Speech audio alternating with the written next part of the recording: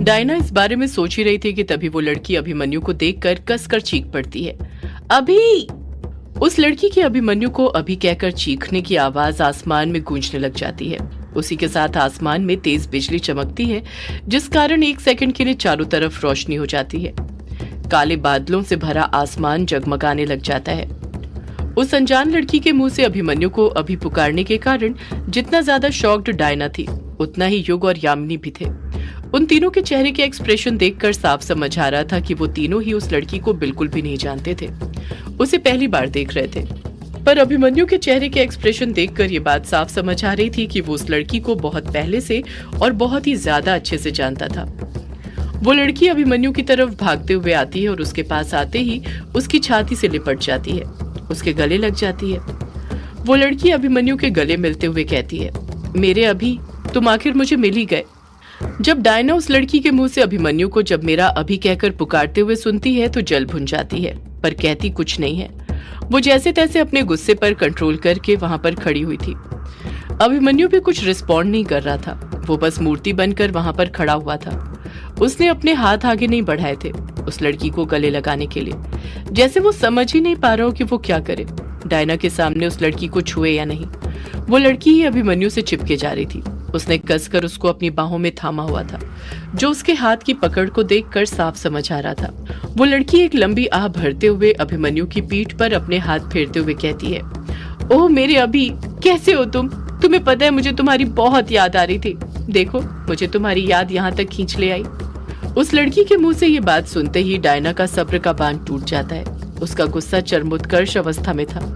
वो तुरंत गुस्से के साथ उस लड़की पर चिढ़ते हुए कहती है, कौन हो तुम और मेरे अभी को अपना भी क्यों बोल रही हो? वो लड़की डायना के सवाल का कुछ जवाब नहीं देती है। वो उसकी बातों पर ध्यान ही नहीं दे रही थी, बस अभिमन्यु से लिपटी हुई थी, जैसे उसकी बाहों से लिपटकर वो एक अलग ही दुनिया में डूब गई हो। डायना को इस तरह उस लड़की पर गुस्सा करते हुए देख अभिमन्यु समझ जाता है कि डायना अंदर ही अंदर आग बबूला हो रही है। अगर उसने जल्द ही कुछ नहीं किया तो डायना उस लड़की पर ज्वालामुखी बनकर फट जाएगी। अभिमन्यु तुरंत उस लड़की को अपने आप से दूर करने लग जाता है, उसके हाथ को अपनी पीठ पर से हटाने लग जाता है। पर वो लड़की अभिमन्यु को अपने हाथ उसकी पीठ पर से हटाने ही नहीं दे रही थी। उसने अपने दोनों हाथों की उंगलियों को आपस में मिलाकर उसकी पीठ को पकड़ कर रखा हुआ था। डायना तुरंत उस लड़की के हाथ अभिमन्यु की पीठ पर से हटाते हुए कहती है, तुम्हें सुनाई नहीं दिया क्या? मैंने क्या कहा? दूर हटो मेरे अभी से। तुम्हारी समझ में नहीं आ रहा है क्या? तुम्हारी हिम्मत कैसे हुई मेरे अभी को अपना अभी कहने की?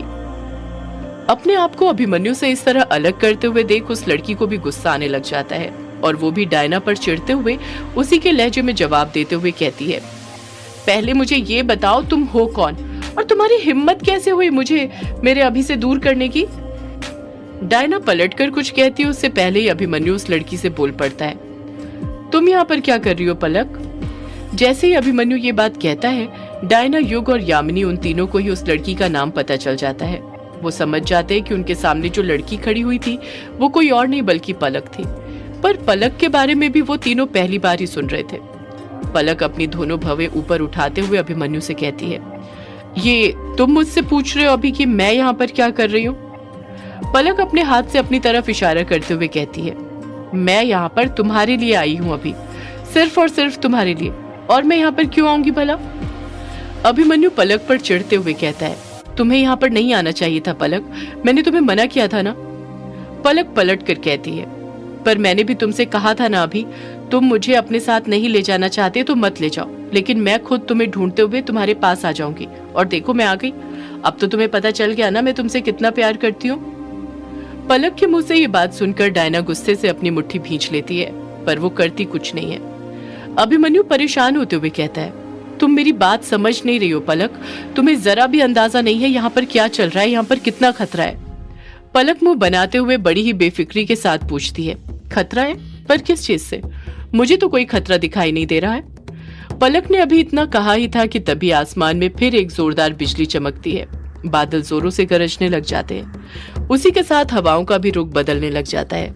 वो तेजी के साथ बहने लग जाती है, जैसे आंधी आने वाली हो।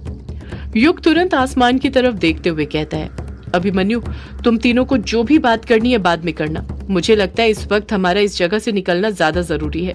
यामिनी भी युग का साथ देते हुए बोल पड़ती है, हाँ अभिमन्यु, हमें यहाँ से अभी निकलना चाहिए।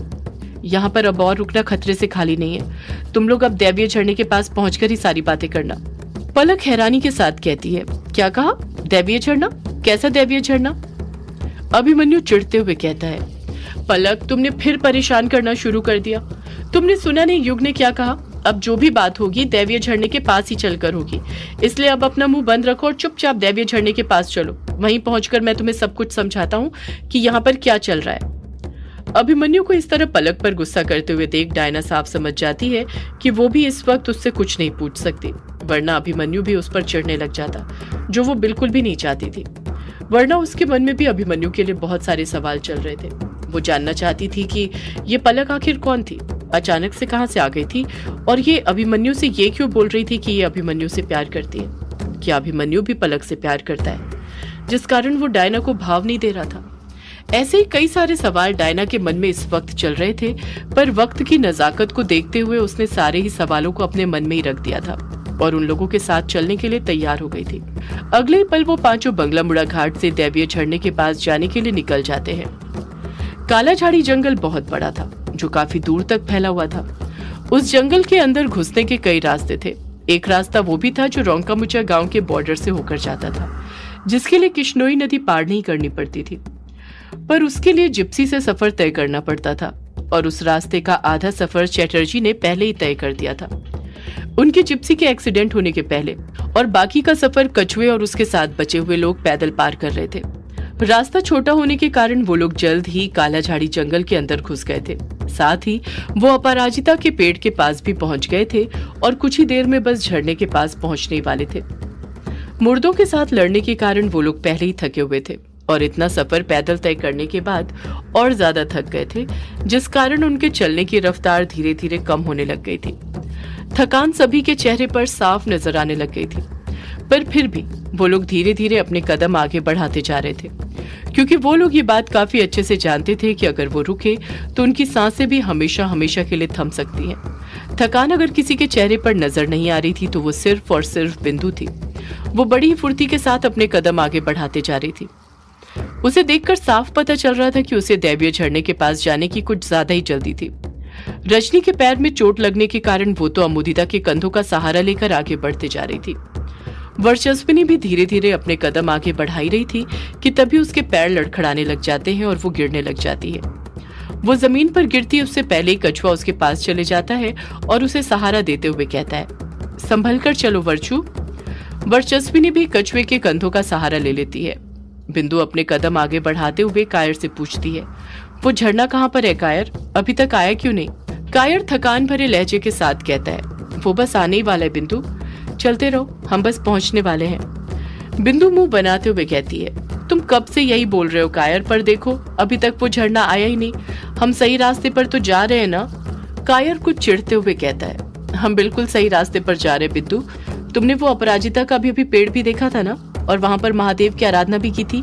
झरने का द्वार अब खुल चुका है, अब हमें बस उसके पास जाना है, वो झरना बस आने वाला है बिंदु, तुम बस चलते रहो। बिंदु पलटकर कुछ नहीं कहती है, बस मुंह बनाते हुए आगे बढ़ती रहती है। वो लोग आगे बढ़ते रहते हैं और देखते ही देखते आखिरकार वो लोग दैवीय झरने के पास पहुंच ही जाते हैं। जब वो लोग दैवीय झरने के पास पहुंचते हैं तो उस झरने को देखकर बिंदु, अमोदिता, रजनी, वंदना और वर्चस्विनी की आंखें फटी की फटी रह जाती हैं। उस दिव्य झरने को देखकर वो कुछ बोल ही नहीं पा रहे थे। झरने के ठीक नीचे स्थित शिवलिंग को देखकर उन्हें तो ऐसा लग रहा था जैसे वो साक्षात महादेव के सामने ही खड़े हो।